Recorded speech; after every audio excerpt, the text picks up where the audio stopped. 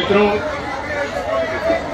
भाषण चालू असताना मागच्या बाजूला कार्यकर्ते आपापसात बोलतायत असे दिसतंय.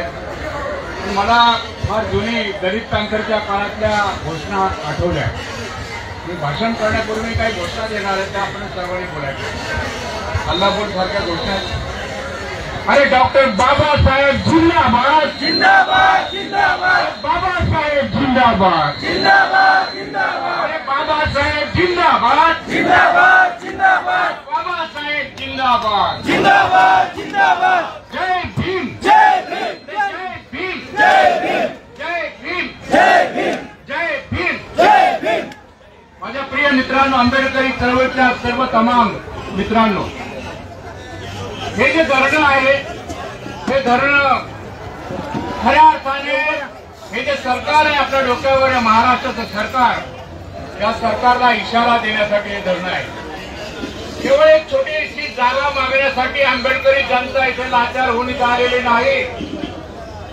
हा जो देश आहे, हा देश आमच्या मालकीचा देखील आहे की नाही. या देशातल्या आमच्या त्या पुणे शहरातल्या बाबासाहेब आंबेडकरांच्या सांस्कृतिक भवनाच्या जागेवर आमचा हक्क आहे की नाही, हे आपण या सरकारला सांगण्यासाठी इथे आलेलो आहोत. मित्र, या निमित्ताने आंबेडकरी चळवळीमध्ये एक फार चांगली गोष्ट घडलेली आहे. काय गोष्ट घडलेली आहे की आपल्या सर्व वेगळ्या वेगळ्या संघटनातून आलेल्या मित्रांची भाषणं झाली. त्या भाषणातून तुम्हाला काय मिळालं? लक्षात ठेवा की एक संदेश संपूर्ण महाराष्ट्राच्या आंबेडकरी जनतेला जातोय की पुण्याच्या आंबेडकरी चळवळीतल्या वेगवेगळ्या संघटनांमध्ये काम करणारे कार्यकर्ते एकत्र आलेले आहेत. याच्याबद्दल तुम्ही खऱ्या अर्थाने त्या सर्व लोकांना आले की नाही. एवढ्या मोठ्या संघटना, आणि आज तर आपण सिंबॉलिक आलेले आहे, थोडे लोक आलेले आहे, पण पुणे शहरातली तमाम आंबेडकरी जनता वाट पाहते की आम्ही देखील या आंदोलनामध्ये सहभागी होणार आहोत. कारण हे जे आहे, हा आंबेडकरी जनतेला एकत्र करणारा हा जो प्रश्न आहे, हा प्रश्न म्हणजे खऱ्या अर्थाने तुम्हाला इथे सांगू इच्छितो मित्रांनो की हा पुणे, तसा एकेकाळी पुणा पॅक्ट होता ना, पुणा पॅक्ट, परंतु आता हा पुणे पॅटर्न होणार आहे. आणि महाराष्ट्रातल्या सर्व जिल्ह्यामध्ये लोकांना संदेश जाणार आहे की आपण देखील आपल्या जिल्ह्यामध्ये आंबेडकरी जनतेचं तेजीकरण केलं पाहिजे. हा पॅक्ट आपण, हा खरा संदेश म्हणजे खऱ्या अर्थाने हा पुन्हा पॅक्ट आहे किंवा पुन्हा पॅटर्न आहे, हे आपण सर्वांनी लक्षात ठेवू. मित्र, एक मुद्दा सांगून मी माझं भाषण थांबवणार आहे.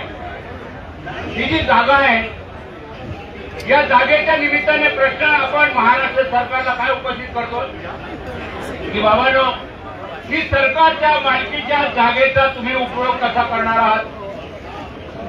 ती जागा तुम्ही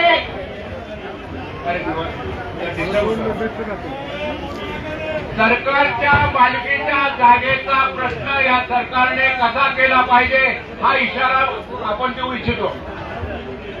या जागेचा लिलाव करून त्याच्यातून तुम्ही पैसे कमवून सरकार चालवणार आहात का, हा प्रश्न मी ठेवतो. तुम्ही जागा विकणार आणि बिल्डरला देणार आणि बिल्डर त्याच्यावर घर बांधणार किंवा काहीतरी कमर्शियल कॉम्प्लेक्स करणार आणि त्या पैशातून तुम्ही सरकार चालवणार आहात का. आंबेडकरी जनतेतील आमचे कार्यकर्ते हा प्रश्न सरकारला विचारू इच्छितात की जागेचा उपयोग सर्वात चांगल्या प्रकारे झाला पाहिजे. कारण ती जागा फक्त 60 कोटीची नाही, अगदी मार्केट भावाने विचार केला तरी ती 500-600 कोटीची आहे. मग 500-600 कोटीची जागा तुम्ही 50-60 कोटीला कशी काय दिली, हा प्रश्न आपण त्यांना विचारणार आहोत. आम्ही त्याला लाचारीने जागा मागायला चाललो नाही की त्यांना हिशोब देखील मागणार आहोत. ही जागा तुम्ही बिल्डरला कशी दिली, किती पैसे घेतले, वरून किती घेतले आणि आतमधून किती घेतले, याचा हिशोब तुम्हाला ही जनता विचारल्याशिवाय राहणार नाही. हे आपण जागेचा उपयोग तुम्ही बिल्डरला देऊ शकत नाही. ही जागा कुणी काही लोक म्हणतात आम्ही हॉस्पिटल बांधणार, ही जागा हॉस्पिटलला देखील देता येणार नाही. का देता येणार नाही? हॉस्पिटल बांधलं तर काय होतं, समजा खूप आवश्यक आहे, ठीक आहे, हॉस्पिटल म्हणजे खूप लोकांना वाटलं आहे हॉस्पिटल पाहिजे, सर्व जनता म्हणायला लागेल. त्यांनी प्रयत्न केला की पुणेकरांना जर आपल्याला जरा दिशाहीन करायचं असेल तर हॉस्पिटलचं नाव घ्यावं. हॉस्पिटलला दिली की मग लोक काही बोलणार नाही. आम्ही आंबेडकरी जनता ते ऐकणार नाही. पण हॉस्पिटलला दिलं म्हणजे एका रोगावर उपाय होईल, 2 रोगावर होईल, 10 रोगावर होईल. 10 रोगावर उपाय करणारी अनेक हॉस्पिटल आहेत. अगदी कॅन्सरवर उपाय करणारे अनेक हॉस्पिटल आहेत. अरे ज्या बाबासाहेब आंबेडकर हा असा डॉक्टर होता की या देशातल्या सर्व जनतेच्या सर्व प्रश्नावरचा इलाज होता, अशा डॉक्टरच्या नावाने ही जागा कोणत्या हॉस्पिटलला देता येणार नाही. ही जागा या देशाच्या सर्व प्रश्नांचा अभ्यास करून या देशाच्या प्रश्न सोडवणाऱ्या डॉक्टरची जागा आहे. खऱ्या अर्थाने अरे सोन्या उद्याला तरी बाबासाहेब आंबेडकरांचं भव्य स्मारक झालं.